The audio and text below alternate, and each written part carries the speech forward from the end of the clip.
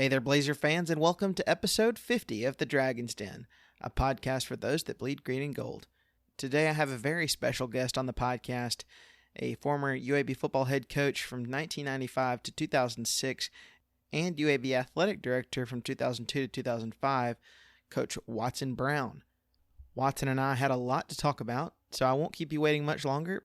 But before we go in, I just want to thank all my loyal listeners for helping me get to this great milestone of 50 episodes. You guys definitely make it worth it, and I'm looking forward to many more. Let's dive in. Thanks again for listening. All right, Blazer fans, I've got my guest here for episode 50 of The Dragon's Den, former head coach and athletic director of UAB, Coach Watson Brown. Coach, how are you doing today? I'm doing great. Thank you. Thanks for having me on. I'm very delighted to have you on. When you were at the helm for UAB, I was just a little kid. I was born in '94, so you joined Oh, right about the time that I was born. So, I don't want to age you too much, but yeah, I know. well, you just did. But You no, just did. no, Coach, it was great getting to grow up and watch your Blazers, and I really loved watching your brand of football. So I can't wait to get after it and ask you some questions. Go for it. Let's go. All right, Coach. So we know a lot about Watson Brown as a quarterback. You're great in college and as a coach, but what was life like before football? Gosh, I don't know if there was one. I was on a football team. Believe it or not, back in those days, we were in pads, and I think I was 8 years old on a team playing in a league around the community. So there's always been football. I grew up with all the sports. Played baseball, played basketball all the way through high school, and probably baseball was my favorite sport of all of them. But went on scholarship to play football and ended up playing football and baseball, especially after I got hurt in football. But so football's been part of my life. My granddaddy was the high school coach in the community of Cookeville, Tennessee, and started football at the high school back in the 20s and stayed as the coach for many years, is in the the Tennessee High School Hall of Fame. And so I was around it. And my best friend that I grew up with, named Kevin Tucker, his dad and my dad were roommates, classmates at Tennessee Tech in college, became great friends. And of course, Coach Tucker ended up being the coach at Tennessee Tech for many years. And the stadium there today is named after him. So I'm on the sidelines of all the Tech games growing up with my great friend Kevin. And so I've just, football has been a part of the blood of my life for a long, long time. Well, so coming out of high school, you were seen as one of the top quarterback recruits in the country, and you landed at Vanderbilt. What was recruiting like for you, and what made you choose Vanderbilt? It's a long story. I'll go quickly. Really was highly recruited and basically could have gone anywhere I wanted to go. Visited many, many places, and visited Alabama 6 times. And that was back when you could take as many as you want. Not that way anymore. But ended up committing to Alabama and Coach Bryant. In those days, it didn't get public. It wasn't a big hoopla till you signed. They didn't follow it the same way they do now. And I was probably committed a couple of weeks and decided to back out for whatever reason and go to Vanderbilt. And told my dad and said, I'll give Coach Brown a call, or the coaches that had recruited me. And he said, we're gonna drive to Tuscaloosa and you're gonna tell him face to face. And one of the hardest things I ever had to do in my life. And Coach Bryant told me sitting there, he said, Watson, if this isn't what you want, it's not what we want. You need to move on, do what you want to do. But I'll tell you what's going to happen. You'll have a good career, but you won't finish because you're in a league that's got great players, and you're not going to be around the same type of player, top to bottom. And you'll end up getting injured, and a great chance of that. And lo and behold, that's exactly what happened to me.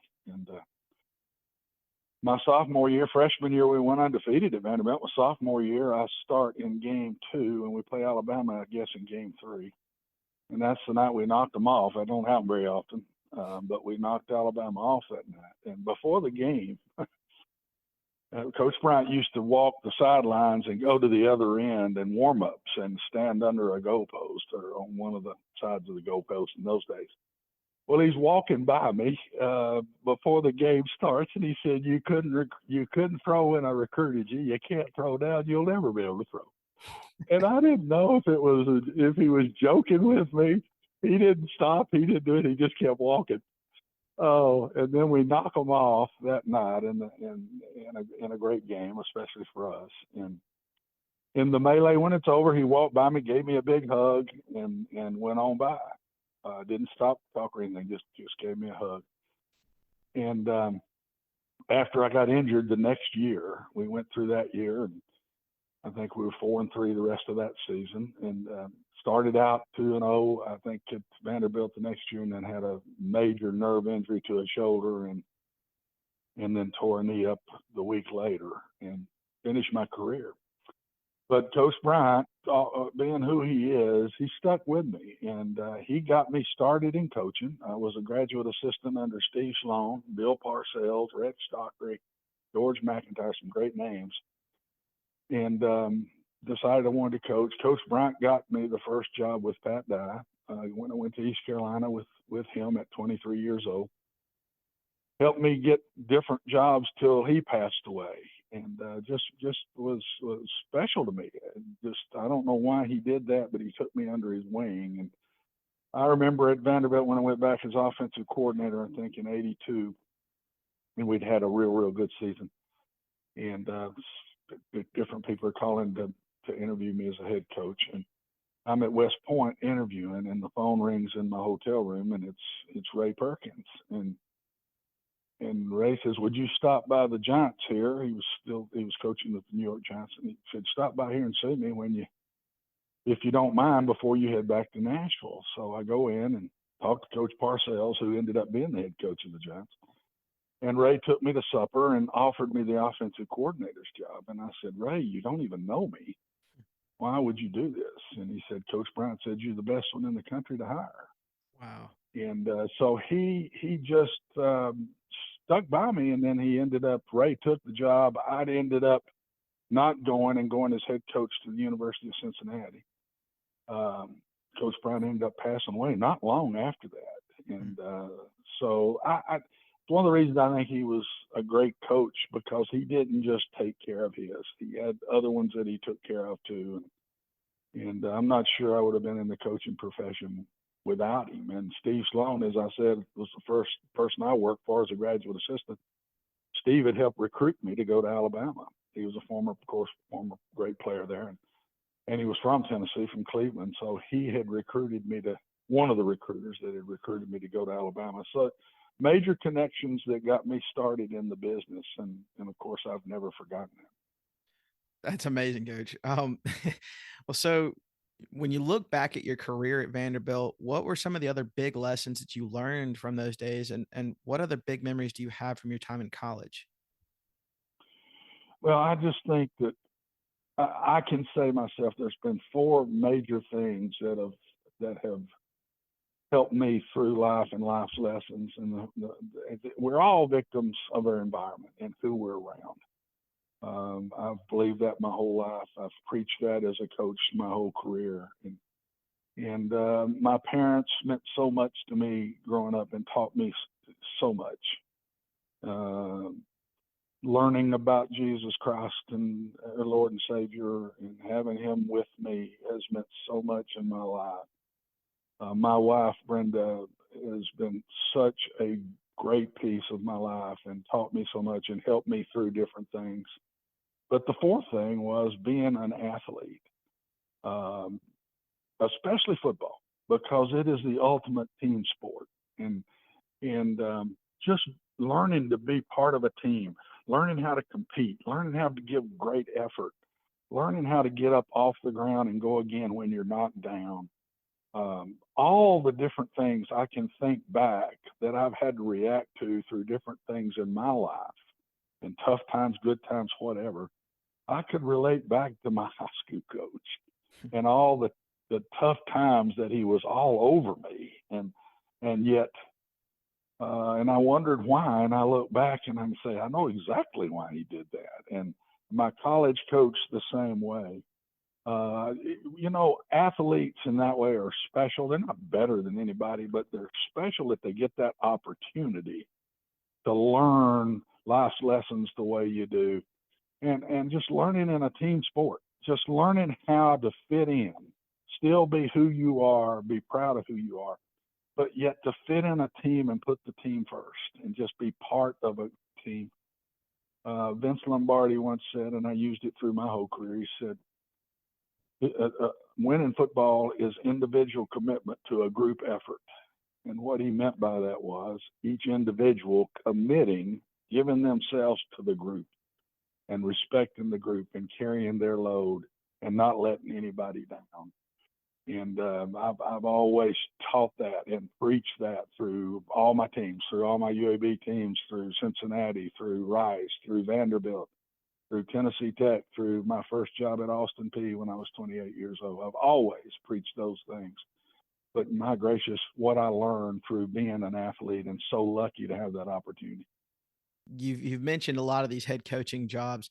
You after you graduated, you mentioned you quickly got into coaching. You started as a grad assistant at Vanderbilt before going to East Carolina, Jacksonville State, and Texas Tech in various assistant coaching roles. Your first head coaching job was at Austin Peay, as you mentioned, in 1979, 1980. What was the build up like for you to finally become a head coach? What how rewarding was that to finally get that first head coaching job? I don't know. I didn't know what I was doing. I mean, I'm 28 years old. I had worked for a guy that got his first head job at 28, so it didn't scare me. And Coach Sloan, he was 28 when he took over at Vanderbilt, and I was 28 when I went to Clarksville to coach at Austin Peay.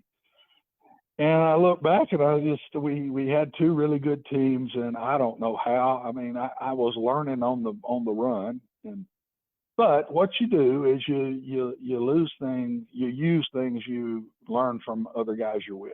And I was around some really, really good head coaches as a player and really good head coaches as an assistant. And so I learned a lot. A lot of the things that I believe in still to this day after 8 years out of the profession came from Pat Dye, and things that I learned from him, which I'm sure were mostly things that he took from being on Coach Bryant's staff all those years. And but a lot of things that I believed in, I got from Coach Dye, and every coach I worked for, I took something from every one of those guys, and just took off. But I think I got better as I went on. But I think I walked into a den that I didn't know what I was walking into. Well, Coach, you mentioned you returned to Vanderbilt as an offensive coordinator before taking the head coaching jobs at Cincinnati, Rice, and then the full head coaching job at Vanderbilt from 1986 to 1990. After a few years as offensive coordinator at Mississippi State and Oklahoma, you were brought on at UAB. What were some of the highlights that you remember from those coaching jobs before UAB? Oh, they were all wonderful. They were great memories for me. Of course, when I went to Cincinnati, our first game ever that we coached there was the defending national champion Penn State Nittany Lions and Joe Paterno's team.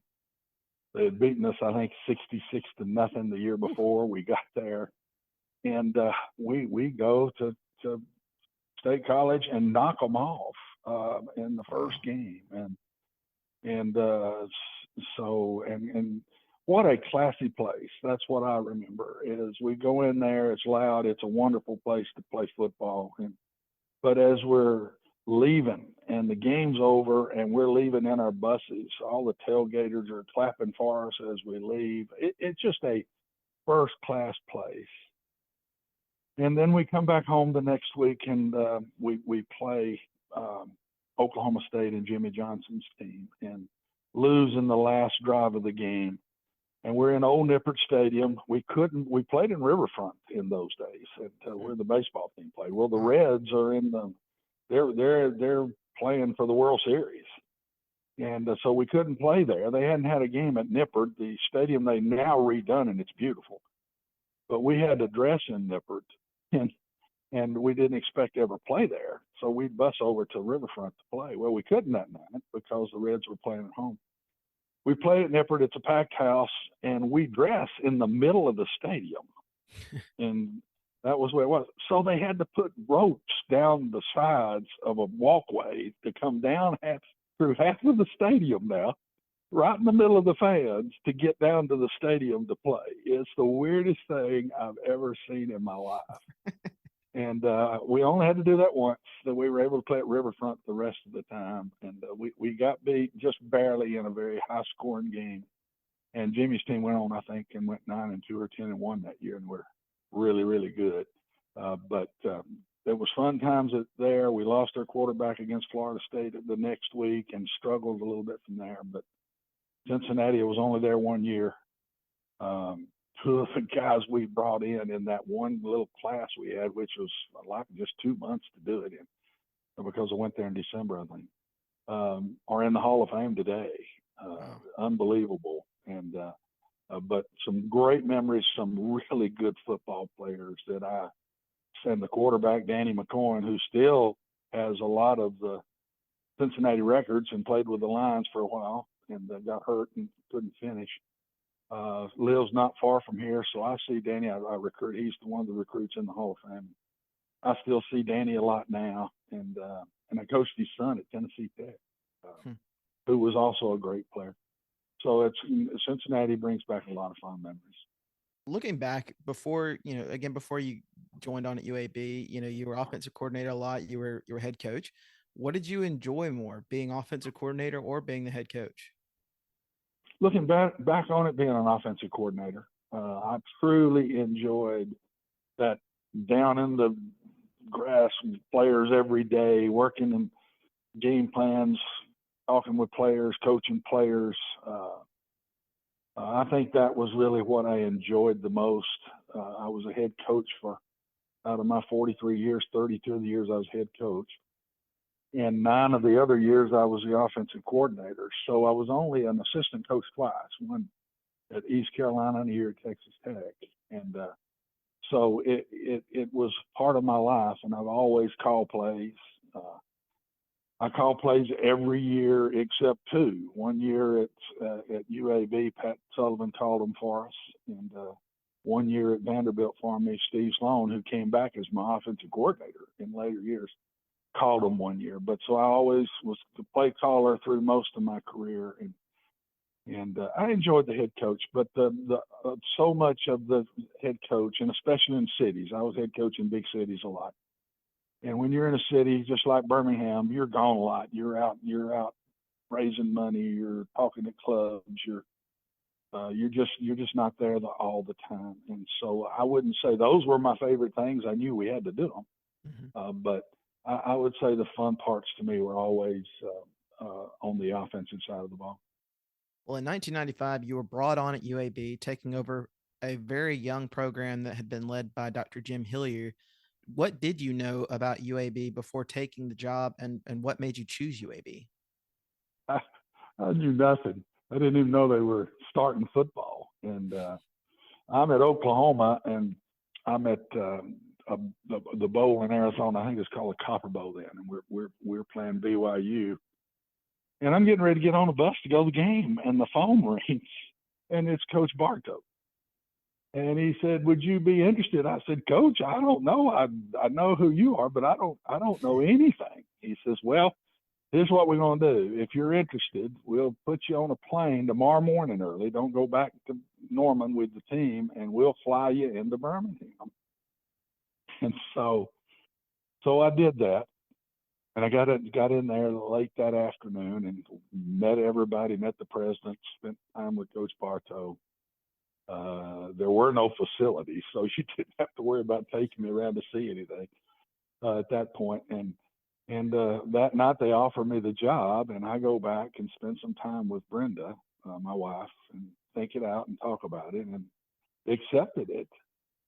And but as I'm going back to take the job, I get to Dallas, and one of the assistant coaches that was there, that they weren't being paid at that point. There were a lot of volunteers. They were Division III and just fixing to really start football. Colin says, "Well, they're going to bring Charlie Pell in to interview this afternoon." I guess really at that point I hadn't taken it, but I was coming back, but going to. Uh, and I said, "Well, I'm not coming. I'm turned around. I'm going back to Norman." And Coach Bartow got me and says, "No, we got to bring somebody else in, blah, blah, blah. Just come on." Well, I ended up going and took the job. And from there, it just went from there. And we had a little bit of coaching offices in Legion Field is what it was. And I wasn't there a day. And the Canadian team, and I think Art Williams brought a Canadian team to Birmingham. And they had to take over the stadium. So we basically had nowhere to go. And Art Williams gave us, I don't remember, I'm going to say $250,000 or something like that, to get back to campus where we built practice fields out of intramural fields, or started to try to. But we had no offices, and so they put us up in the geriatrics division up on campus somewhere. And so that's where we started, and players would have to come up there for meetings and then go back down to where the new stuff is built now, was the intramural fields at that point. And there weren't fields. They had to be made into practice fields. We went through the first spring, and we had cones all over that field because we hadn't been able to redo it yet. So there's sinkholes. There's sinkholes all around in the field. And so we had to practice around the sinkholes, and unbelievable. And I just praise all the kids that came to UAB through these times and all we had to do. And so we finished up, got the fields done in the summer, and started that fall in an old dentist office. It had become a maintenance area that they put us in, and we stayed there my whole time. And we didn't have dressing rooms, so we're in the arena, and there's some areas where you could go in and dress as in intramurals, and they kind of combined. We had two of those. We could get about half the team in those dressing areas. So what we had to do was we had the dressing shifts. And so the offense would go dress and then bring their valuables and everything out and sit them out in the concourse. We had a policeman that stayed with them all the valuables. Then the defense would go in and dress. And then we'd all end up at practice together, and we'd reverse it for when we came in. And so then the defense would dress first and then the offense second. We went through the whole FCS season there, the one season we were FCS, and we started Division I the absolute next year, and went through half of that season before we finally got the kids a place to dress, and took an area in the arena and stayed there for, I guess, till they built the new place. That's where they dressed for all those years, and my 12 years there, which where we had to dress. So again, I go back and say, players that came to UAB in those days don't get enough credit, because we had a lot of really good football players that came because they wanted to help UAB become a football school, and had many opportunities to go places with a whole lot better facilities than we had. And that's why I just think so much of those football teams and those players through those years.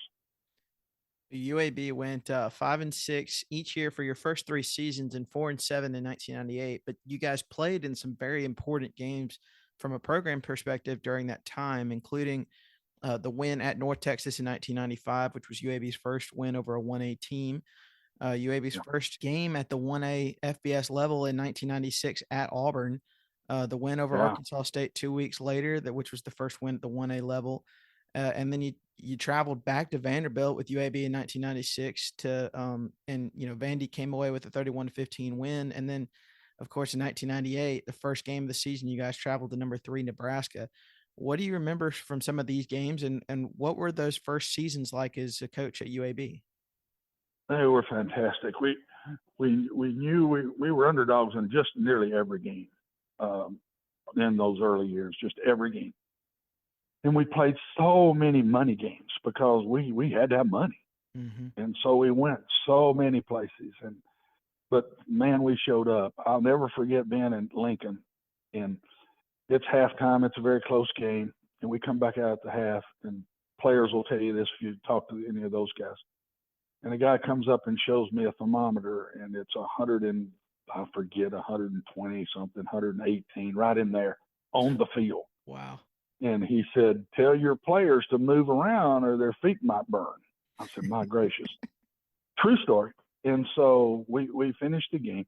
We were always in great shape because Birmingham is so hot and so humid. And where our practice fields were is down kind of low in a basin area. And the interstate was up above us and everything. And it was so hot. So we were always in great shape because there wasn't anywhere we could go that the heat could get us because we'd had it all the way through preseason.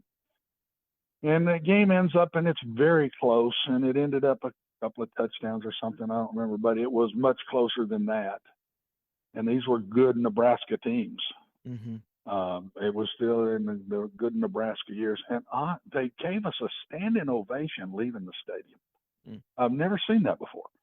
As our kids, the game's over, and we're walking back to the dressing room was in one of the end zones. And we're walking that way, and that end zone started clapping as we got there.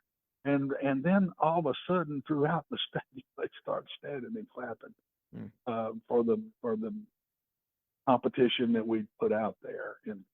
And I think it kind of went from there. I remember playing Auburn, and we were in that game late in the fourth quarter, had no reason to be. This was one of Tommy Bowden's teams. I think Damian Craig was the quarterback. And I don't know how, but we're right there in the fourth quarter with a chance to win that game. And but kind of from those early games, our kids we didn't win them in those early ones, but we were in a bunch of them. Yeah. And I think they gained confidence from what went down with that and became road warriors. They really looked forward to it. Never did I ever see one of our teams get intimidated, ever. And I think it was those early games in those big stadiums and loud traditional places to play, and yet we're there and we're playing tough. And I just think it went through pretty much my whole time there at UAB. I think we played 36 Power 5 schools in my time, 36. And we were 4-32. A lot of our losses in those years were Power 5 losses. But you go back and look at a lot of those games and how close and competitive a lot of those games were. You would understand why our kids would take pride in going and playing those games. Oh, absolutely. I mean, I still look back fondly on a lot of the games, and I was looking back through some of the media guides and just from that era, and some of the performances against ranked opponents as well. I mean, Power 5 alone, but like ranked opponents as well were fantastic. But we love being the underdog because we always were. Yeah. I mean, when you're just starting something from scratch, and it was really hard on us because when we started, we petitioned the NC2A, and they wouldn't let us sign with 25 a year. That was it. They wouldn't do it. So we're sitting here it took 3 years to get 3 Division I 25 classes. And so it was in year 4 before we were fully Division I scholarship. When we started football back at UAB, the NC2A changed that and let them bring in a lot more players in 1 year. And man, would we have loved to have had that? Yeah. Because we get, I think it was year 4 and 5 or 5 and 6, we had back-to-back winning seasons, and we had it going. We really had it going. Winning seasons with tough schedules. Yes, sir. Tough schedules at that point. And then we jumped into very tough Conference USA. You look back and see who was in that league then, the TCUs and Louisvilles and all the different people that were in it in those days that are not Houston. I can't even name them all. Can't think of all the different teams that we played in those early years when we first jumped into Conference USA. Well, as I mentioned, one of the ranked, you played ranked teams very well in 1999. And as you just mentioned a second ago, UAB joined Conference USA, and you hit another program milestone with the win over number 17 East Carolina. That was UAB's first win over a ranked team. A lot of UAB fans remember that game because of the amazing performance of Rodriguez Brooks. What can you recall from that game? Oh, we just played great. We played lights out that day. We caught East Carolina a little bit, not flat, but didn't play great. We got some turnovers. We went up and down the field that day. Offense was hot. I remember we ran a screen that went, I think, 96 yards for a score. I mean, just one of those days. And of course, Rodriguez Brooks, all he did in the game, and then he gets knocked out, or maybe just knocked to where they worried about if he had any kind of damage, nerve damage or anything like that, and had to cut his jersey off, took him to the hospital. In those days, they ran a lot of tests. They couldn't find anything. He was very good and knew where he was, and no issues whatsoever with any form of a concussion. So they let him come back to the stadium, but he don't have a jersey because they've cut it off of him. We put him in a different jersey, and he finishes the game with a punt return or whatever. I mean, just he had a great game that day, and it's just an unbelievable one of those tradition stories that it'll carry with the university forever. Is sure. Rodriguez Brooks that day against East Carolina. But a lot of kids played great that day. We played over our heads and knocked off a really good East Carolina team. Yes, sir. Well, in 2000, UAB started off the season with a win over Chattanooga and a close loss to Kansas before heading to Baton Rouge, Louisiana to face LSU for their homecoming game. In the early years of UAB football, I mean, we talked about it. You were known for your very strong defense and staying close in games. Before we get to the ending, what do you remember about the lead up to that game and the game itself? Well, it was Nick Saban, and they were good, and they ended up playing in the SEC championship game that year. So they had a really good team. We said if we got a shot here, we've got to find a way to keep the ball, and we got to stay out of third and long because they were pro-type exotic in third and long and had really good pass rushers. So we came in with a heavy ball control game plan and kept the ball away from them that night. And our defense, which in those couple of years right in there was really good. And so we played great defense. We hit a couple of big plays. And it's right there at the end of the game. And they got the ball, and I think it's tied. Again, I lose a little bit of, so if I'm partially wrong here, don't hold it against me. But I think it was tied, and they're driving the ball to try to win the game. And we pick a pass off. Mm-hmm. And it turns it completely around. I think we make a first down or two, run it down to no time really left on the clock, and put the thing through the upright and knocked them off. And what a great win that was for us. And come back the next week and just bombed. I think it was Louisiana. It's called Southwest Louisiana then. It's just the University of Louisiana now.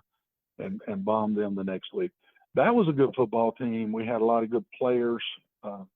That's the thing that if I can get anything out here is how good of football players we had and had no reason to have them. And those kids coming to UAB with nothing, no facility whatsoever, none. And to come there when they had ample opportunity to go to places, much better places, and to come there and have so much pride. We went in to try to win the state of Alabama. We did not want anybody to leave the state. If Alabama and Auburn were after them, we left them alone. But if Alabama and Auburn weren't after them, we didn't want to lose them. And we started winning the state. And when we started winning the state, then the buddy helped recruit the next buddy and a teammate from his in high school or whatever. Our crowd started growing because I can remember that first year when we were FCS, we might have had 2,000 at a game. And we ended up in the 20s. I mean, for TCU, I think we were up in the 30s. on the national televised game when we knocked them off on a Friday night. Um, but I really just don't think the players through that period of time got enough credit, Yes, and how good of players we had on some of those teams. That year, when we went back-to-back winning seasons, that spring is when they put the resolution to do away with football. If we didn't knock the budget down, and I'm not the AD, I'm the football coach. To knock the budget down $1 million a year. Wow. We had to knock the budget down, or they were doing away with football. This is the athletic budget, not the football budget. And that resolution pops out, and it killed our players. I mean, you've just had back-to-back winning seasons. You're becoming a little bit of an item in town. You've got two guys that are going in the first or second pick in the second round of the draft that spring. We're rolling. We've got things going, and got knocked to our knees. And the negatives that came from that were tough, man. They were really tough. Well, why would you want to go there? They may not have football. And I don't remember. I'm sure there might have been one or two. Kids didn't leave. They stayed right there. They stayed right through it. The athletic director that was there left, and I think he went to Hawaii. And so I was named the athletic director, and for years we had to keep knocking it down $1 million every year, and some way we would do it and stay alive for the next year.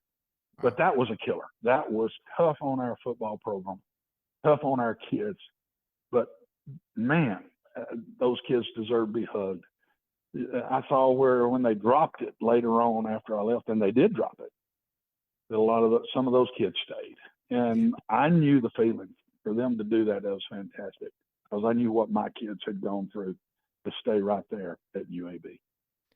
So taking it through that last moment at LSU, Rhett Gallego marched out and made that 32-yard field goal as time expired. I'm going to merge my question that I had with a social media question that was pretty similar from the Blazers on Instagram. He asked, what did this win mean to you as a coach, and how did it feel walking out of the stadium that night?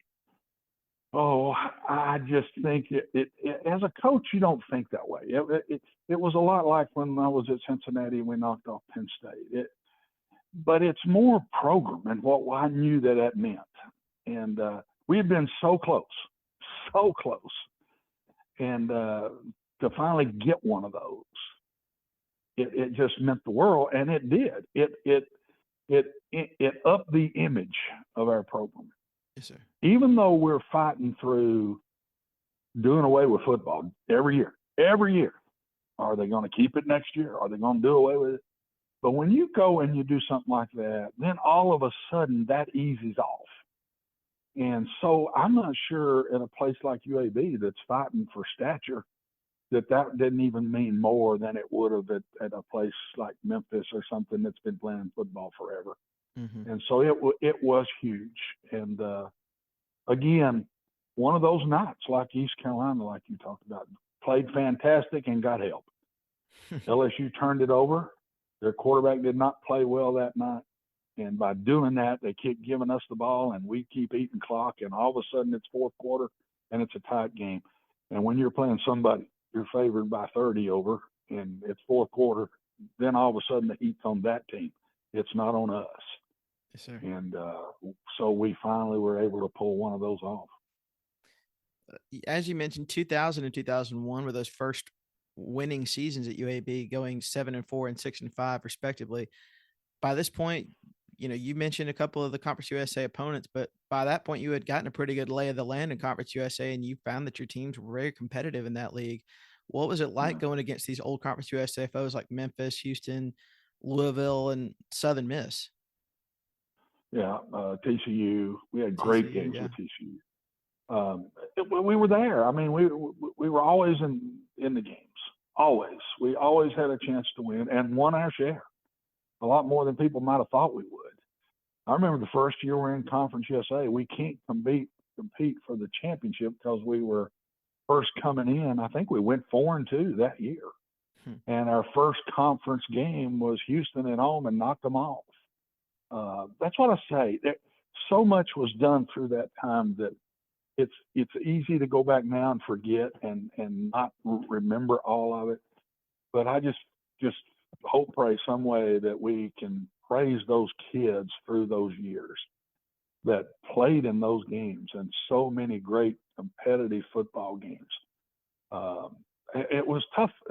It was weird through Conference USA. We never lost when we got into Conference USA. I think we were 6-0 against Memphis and 0-6 against Southern Miss. And I swear, every game went to the wire. Every game was in the overtime, in the fourth quarter overtime. And then Memphis, I think through those 6 years was 3-3 with Southern Miss. So it was weird, the triangle there of what went down. But all of the teams we played, and then of course I'm the AD when the Conference USA split up and a lot of those teams left. And now we're bringing in a brand new group of people, and I was the AD through that when SMU and I don't remember all exactly now, but a brand new bunch. It was probably 5 or 6 that left us, and we had to regroup the whole thing again at that point.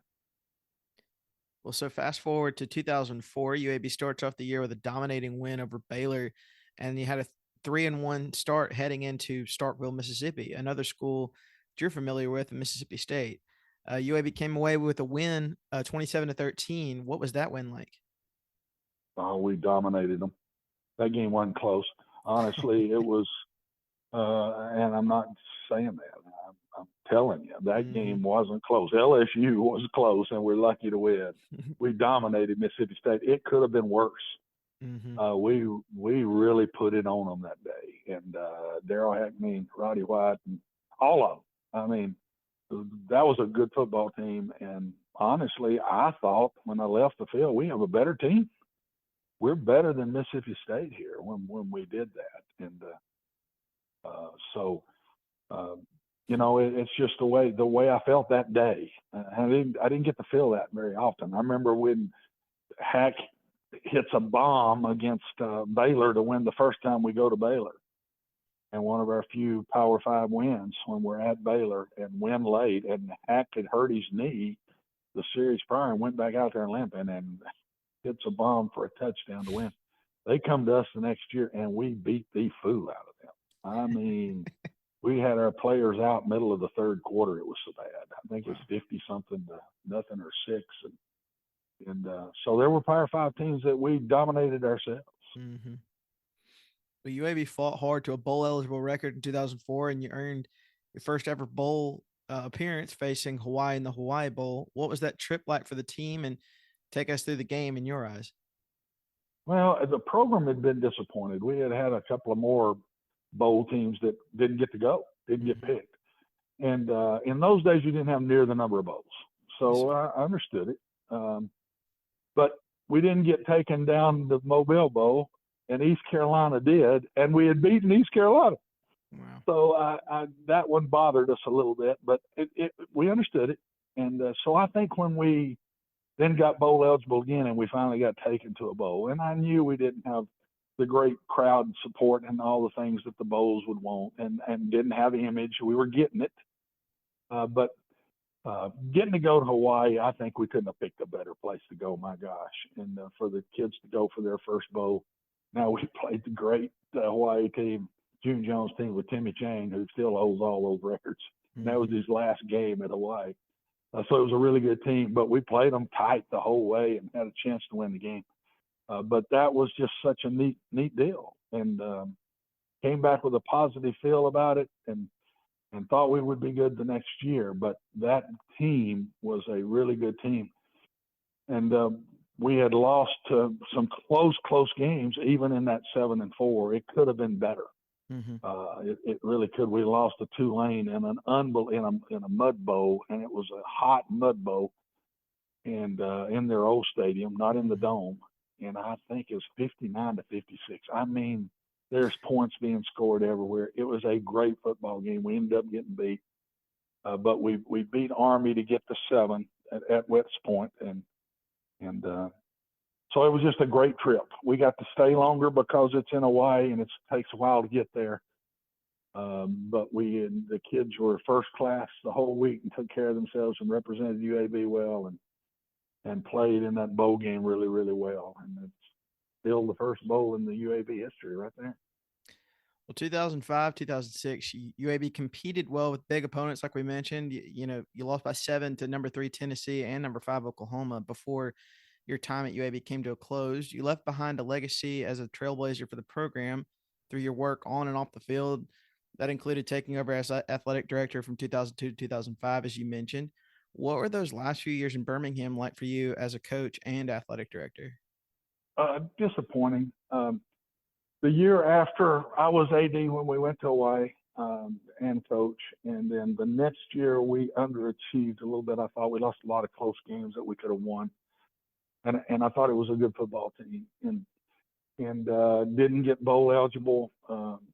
Had to go to Houston, I think it was. No, it may have been East Carolina to get bowl eligible at the end of the season, and didn't win the game. And that was disappointing. And I felt like at that point I couldn't do both. It was just too hard. We're having to come up with $1 million every year. I'm spending so much time as AD doing that, and I just felt like, man, I don't need to do both. So we gave that up, and somebody in administration kind of became the AD for that year, and I was just the football coach the next year. And in that year was when I decided, look, this thing, we had about run out of gas. I mean, we didn't have many more wells to go to for money. Mm-hmm. And so I'm sitting there, and I can remember getting a call from my president at the media days in Memphis, and says, we've got to have more money to finish this year out. They may do away with it. And I said, Miss President, I don't know where else I can find it. Mm. And so it ended up that year being that we took it to the board, and they brought me in and to talk to the board at a board meeting. Matter of fact, we were playing Jacksonville State that night, I think, and I had to go to a board meeting as the coach and kind of still the AD at that point, are going to be the AD again, and ask them to do away with this. And so they brought me in, said, show us where the progress has been made, blah, blah, blah, blah, blah. So I laid out a lot of things and where we wanted to go. And at that point, they dropped that open, do away with football if you don't get $1 million every year, knock it down $1 million every year. And that was big. And so they voted that in, and they kind of got that off our back a little bit, but we're still fighting for dollars. At that point, I knew that we've got to come up with find ways to get more money. And so that summer, I went to our president and said, look, I think I'll become the AD, and I'd like Pat Sullivan to be the head coach. And so that's the route we were going to go. We were going to announce it before that last season that I was the coach. And for whatever reason, we couldn't do it. They wouldn't announce it. They just wanted to keep everything as was. And so I went through that season still as kind of the AD without the name of it and just being the coach. And then when that season was over, and it was a poor year. We lost so many players to injury that year. A really good team, by the way, that had 20-something seniors on it. And we go to Oklahoma. Sam Hunt plays unbelievably well as our quarterback. He gets hurt in the game a little bit after the game's over. He's sore. I don't think he could play the next week against East Carolina. We beat East Carolina when we come back home. We've lost a lot of players. We go to Georgia the next week. And the last time we've been to Georgia, we nearly knocked them off. Mm-hmm. And this time they get us pretty good. And I think we come back home to play Memphis the next week, and we got 11 starters out for Memphis. Wow. And we win the game. We beat Memphis with 11 starters out.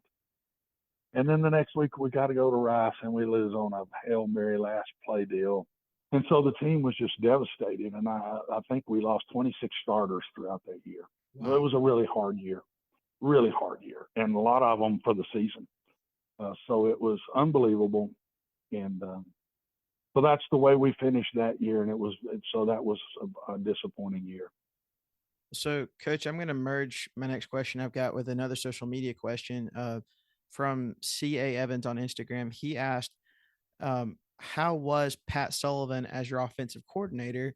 And he also asked if you had any memorable games with your brother Mac Brown. Never coached with my brother at all. I went against him at Vanderbilt when he was at Tulane and got beat in a real close game. I still tell him today, uh, I won that game, brother. We won that game. The official took a fumble from us. I still tell him that to this day. But anyway, and I didn't like that. He didn't like it. I didn't like it. We didn't like playing each other. I forget where we were again that we could have crossed paths and we dropped the game. I don't remember where I was, and he may have been at North Carolina. I don't know. But we dropped the game. We just didn't want to do that again. Pat was with us for a long time. The tough parts for Pat was when he got sick and with his throat cancer. That was devastating to our team. And we had to cover for Pat for that whole season. And but Pat was there. He was the offense coordinator, called the plays for a year. But I missed calling plays, so he stayed on as the coordinator, but I was the play caller the rest of the time. And I wanted Pat to be the next coach. My son was on the team. I thought Pat would be great for him and for our university. And I thought he could help us raise money. I knew I had to go be the AD because we couldn't go any further. We could not go any further. I was going to be the AD, and I was getting out as the coach, and Pat was going to be named the coach. And one night late, my president said, we're going to get together with Pat in the morning, and we'll have a press conference at 10 o'clock later on that morning. And some things that went on through that, I was kind of left out of as far as getting it done. It was done above me. Gotcha. So to try to get Pat as the coach, well, it never went down, and it was very disappointing to me. And we're stuck there with Pat not getting the job. He ends up going to Sanford, and so I'm upset.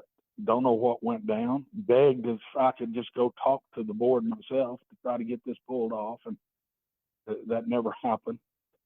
And then for some reason I'm kind of blamed for it, which is an absolute joke because I'm fighting to get him the job, 100% so.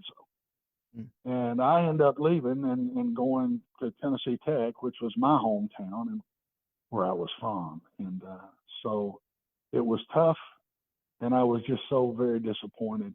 And I knew we were in trouble. I knew we had to come up with more money. We had to find ways to get more money in the program.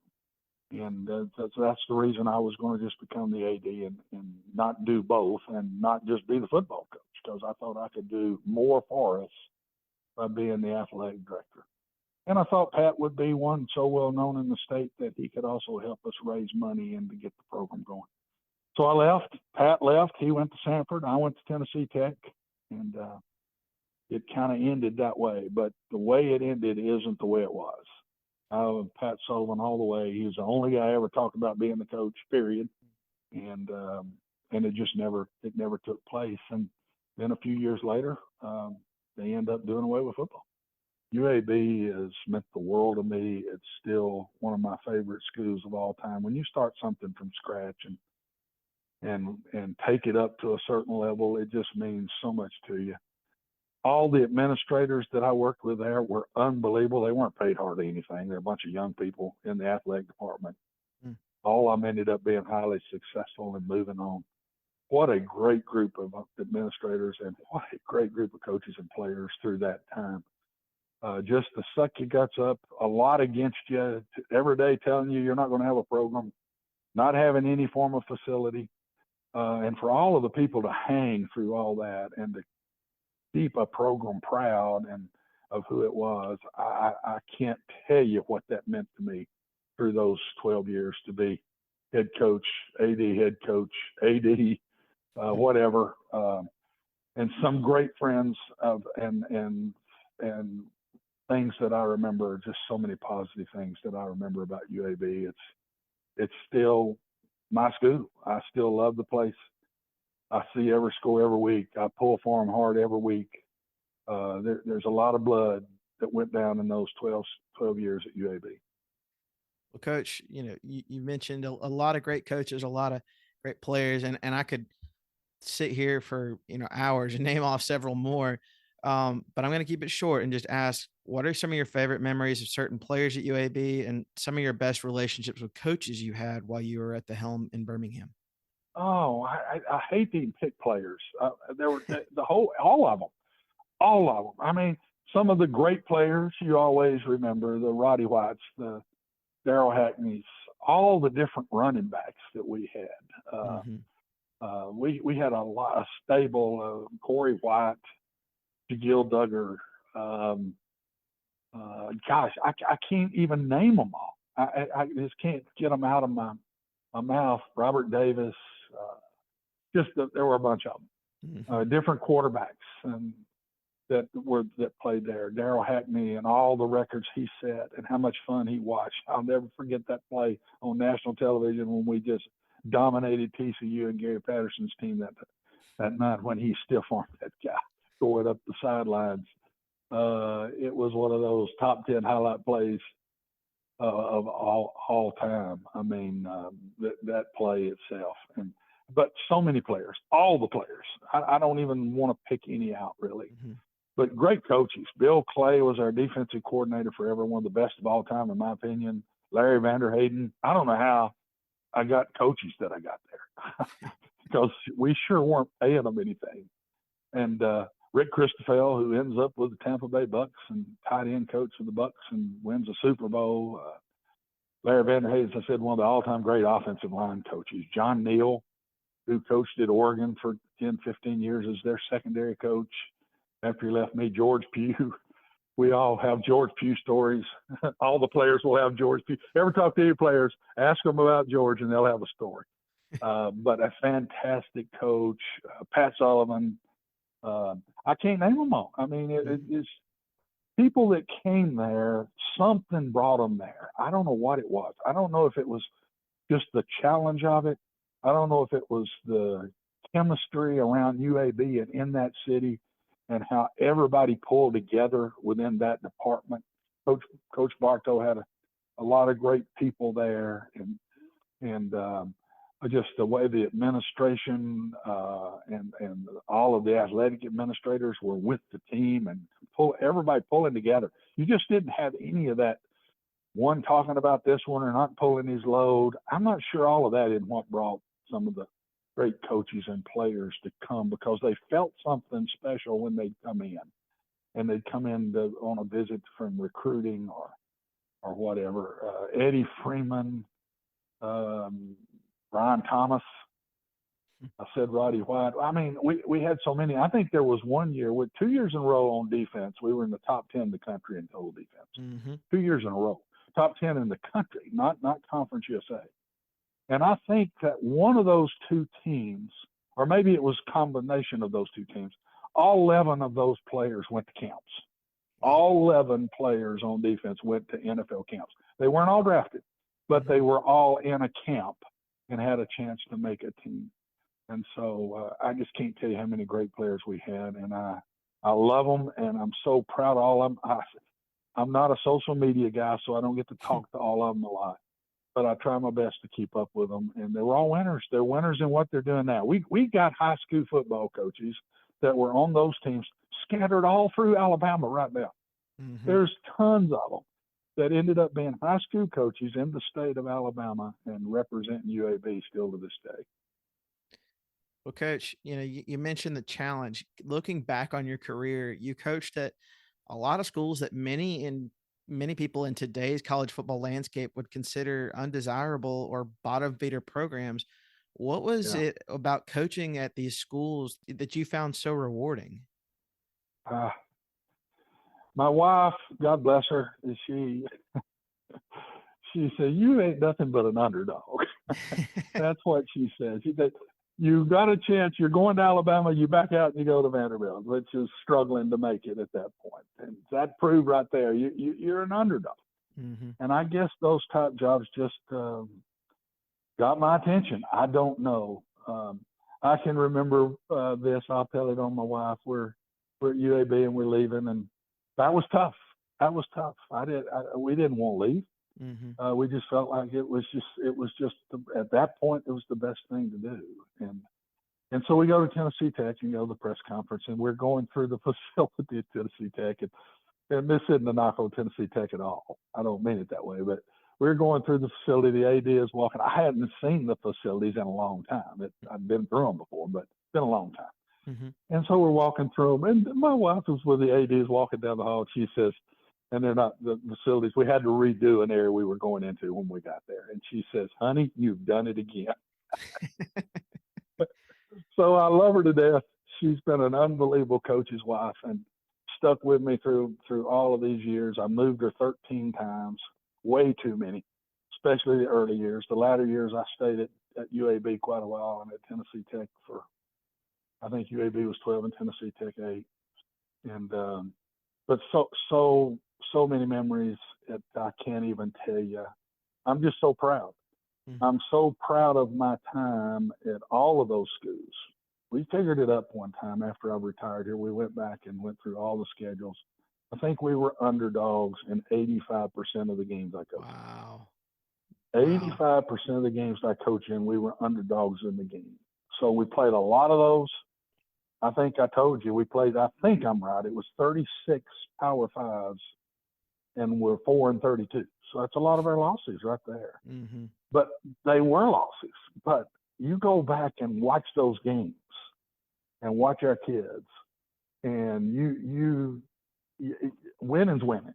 And if you don't win, you don't win. Mm-hmm. But man, it was close because we're so proud of a lot of those games looking back on them and what a lot of those kids were able to accomplish in those games and how so many of them played so well and those individually played so well in some of those football games. Well, Coach, I'm gonna jump to some of my last social media questions real quick, and then I'll have one more questions for you. Okay. I got a question from Steve Rutherford on X. He did ask about, the athletic director questions, and I feel like you've answered those pretty well. But he also wanted to ask about your thoughts on the shutdown of the football program in 2014. What was going through your mind? I know you mentioned some of the, some of what you had to go through during your era, but what were your thoughts on when the program was shut down in 2014? Well, when I left, Brian Mackett, one of my assistants, took over as the AD. They moved him up as the AD when I left. And so, I mean, I'm still around and listening and kind of know a little bit about what's going on. I was not surprised. It was still a fight through those years. It was still a hard fight and a hard fight and a hard fight. And then I don't know what went down. Don't want to know what went down. Don't care. But the day that I got the call, and I don't even remember who called me, it was a player, crying. I can't even remember which one because I talked to a lot of players when that happened. A lot of them called me. And just, Coach, they've done away with my history. There is no history. It's like I never played there. There's no more football. And it was so sad.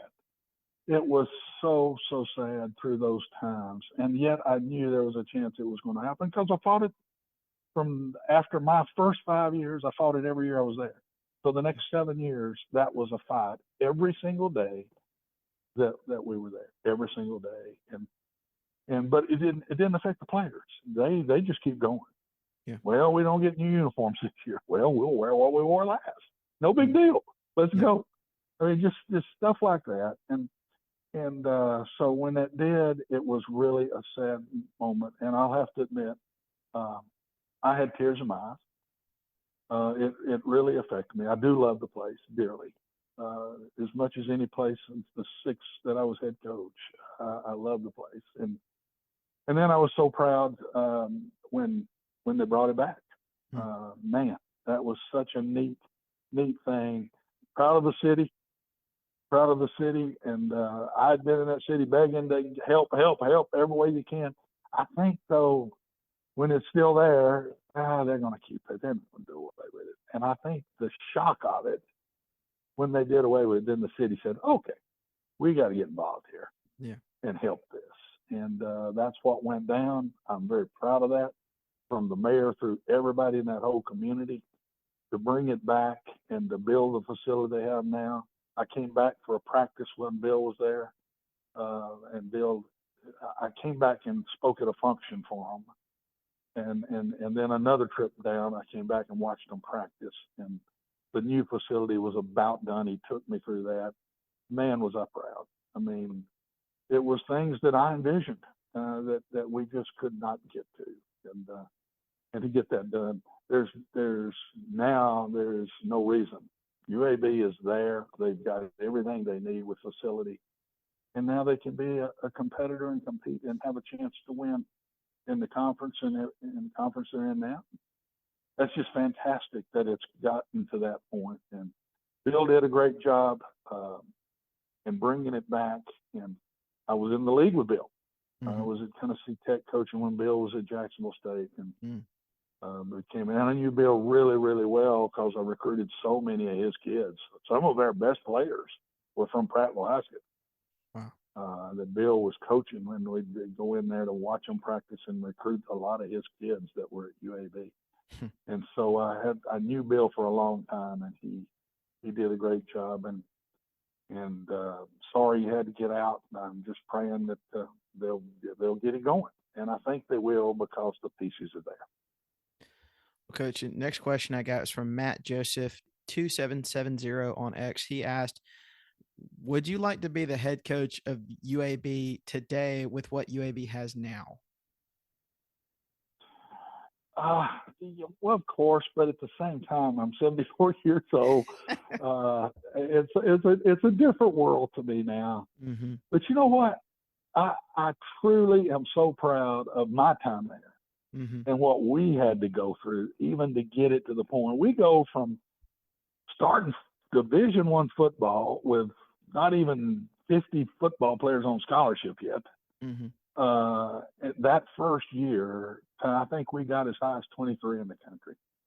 So, I mean, I'm very proud of those times, and I wouldn't give that up for the world. And I think those times and those players through those times is the reason they are where they are today. If we had not been successful through some of that time, I'm not sure they would have brought it back. Mm-hmm. But there were some nice moments through all of that time. Bill had ended with a good year when they dropped it, and they could look back on our time there and say, this thing can be done. This can be done. And so I'm not sure if you put me in one of the two, as my wife says, I'm an underdog. I'm not sure I wouldn't put myself right back there instead of where it is today and keep fighting that fight. Coach, my next question is from Carson Ishii. Carson, I apologize if I mispronounce your last name, but it's ish_252 on Instagram. He asked, how does UAB find its place in the American Conference, and what resources does the program need from the university in the world of NIL to succeed and not be left behind? Well, it's really tough on, quote, group of fives. Mm-hmm. The Power Fives, and the money difference from the Power Fives to the group of fives is so different. So you're not even going to be recruiting the same guys in a lot of ways. Not always, but in a lot of ways. And so UAB's just got to make sure that they're committed to be the best in the group of five, the best in the AAC. Don't let a commitment go, because if you're not committed, sooner or later, it's going to get you. Mm-hmm. It will get you. You have to keep up, and you have to stay, not only keep up, but stay at the top. And if you're going to do it the best you can do it. And so I think it's very important, from the administration down through the athletic administration, through the coaches, through the players, that everybody throws in every piece of commitment that you can throw into it. And what they did to bring it back, great commitment. But you can't just now let that be the commitment that you brought it back. Yep. You now have to, you've gone up in stature from the league that you were in Conference USA, no disrespect to Conference USA, up to the league they're in now. And that's another step.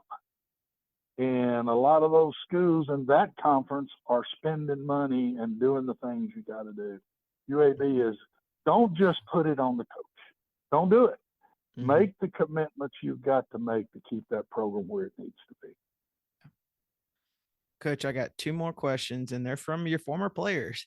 From Daryl Hackney on Instagram. He asked, and I assume he's referencing maybe your play style here, Coach, but he said, ask Watson what he thinks of Trent Dilfer throwing short to intermediate routes.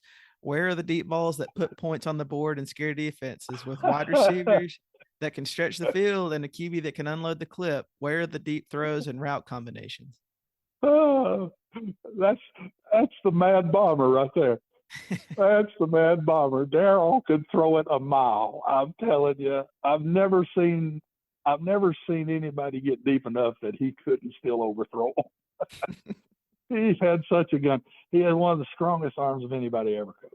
And man, was it fun coaching him. He was a linebacker playing quarterback and had that mentality. It rubbed off on the whole team. And one of the best quarterbacks. Of course, he ended up with the Broncos and playing in the league for a little bit, but special guy. And but I laugh because I can't tell you the number of times that we get on the sidelines and Ack would come up and say, "Let's take it deep, coach. Let's take it deep." I said, "All right, Hack, let's sling one." And of course, he had some good ones to sling it to. One of those Roddy White, he could lay it up and old Roddy'd come down for it. But that's amazing Hack would say that because that's him. That's exactly the way he played. And Coach, my last social media question comes from one of the original greats, Curtis Jeter. He asked on Facebook. Oh, He asked, "Where do I Curtis. rank?" He asked, "Where do I rank among players he coached?" It's right at the top, Curtis. You're right there, buddy. Curtis was one of those that came in when we had nothing. I mean, seriously, nothing. I don't know that he was on the practice field when we had the cones out there. He might have been 1 year past that, but he was early. Curtis was a very good football player and a very, very, very good representative of UAB. I love him and very proud of Curtis. And no, Curtis was a very good player. I ought to take a shot at him in some way, but I'm not going to do it. I think too much of him to take a shot at him. Well, I had Curtis on the podcast, and he was a delight. I know we talked a little Oh, bit he's about a piece of work now. I bet you didn't have to say a whole lot. Curtis could handle it by himself. He was a great guest. He had some great stories. And he would have stories. I bet you there's some George Pugh stories came out of Curtis. I bet you there was. Well, Coach, I got one last question for you, and it's how's life now? How's life now? It's good. It took me a few years to wean myself down. I've done this my whole life, so I think going to ESPN and traveling and being an analyst for 3 years really helped me a lot and kept me in football. And I never got to do UAB. I always wanted to, but didn't get many Conference USA games. I had more Sun Belt and AAC games and the MAC, and for some reason they wouldn't send me. But that helped a bunch. And then staying around and talking sports on a sports show for 3 years after that. This is the first year I've really not much done anything, and other than a little hit or miss here on the radio. But life's good. I'm healthy. My wife's healthy. Our children are good. We've got our first grandchild, and so everything is good. I will say this: I get up. I'll watch ball games during the day, and if I know UAB's played at night, I'm going to turn over about the time I know it's going to be over if it's not on TV, and I'm hunting that score. It still means the world to me, and it always will. I've got a lot of green and gold still left in me. Well, Coach, I know I speak for all of Blazer Nation and everybody that's been involved. That I say we thank you so much, and I personally thank you so much for being on the podcast. As I told you, I grew up with the program. I was right there sticking my hands through the gates when you guys were walking out onto the field at Legion Field. Oh, man, I remember those days. I remember those little hands coming through those fences. So I'm sure yours was one of them. Oh, yes, sir. And, you guys meant the world to me and my family. And I know I speak for many others when I say that you were a tremendous influence on the program. And we thank you so much for everything. And we're glad to see that you're doing well now. Well, it's an honor to be on with you. And And go Blazers, man. Go Blazers. Always pulling for them. And anything I can ever do, I tell every coach that comes in there. I haven't talked to Trent.